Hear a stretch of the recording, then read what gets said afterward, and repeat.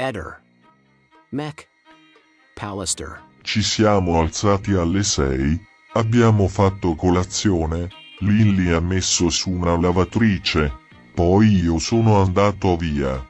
Lei mi aveva salutato dalla finestra mandandomi un bacio, ci siamo alzati alle 6, abbiamo fatto colazione, Lily ha messo su una lavatrice, poi io sono andato via.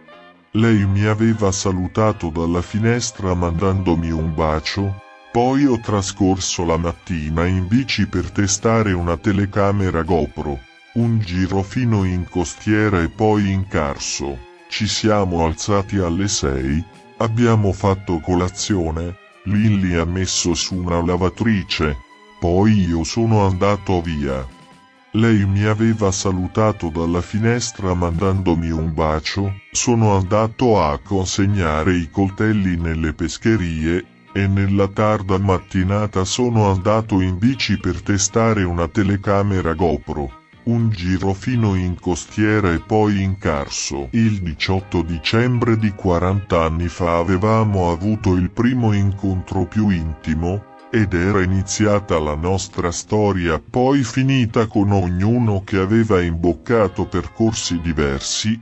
Una data importante per Liliana, che ci eravamo proposti di festeggiare passando un fine settimana insieme. Sarebbe stato il primo che lei non passava con il marito, e da giorni parlavamo del fatto che il 16 dicembre lei gli avrebbe detto che lo voleva lasciare. Temo lei abbia deciso di dirglielo prima. Non escludo che il marito possa aver visto alcuni dei messaggi su WhatsApp che ci scambiavamo. Liliana mi diceva che li cancellava subito, ma non è detto lui non possa averne letto qualcuno, magari mentre lei era distratta. Ci scrivevamo.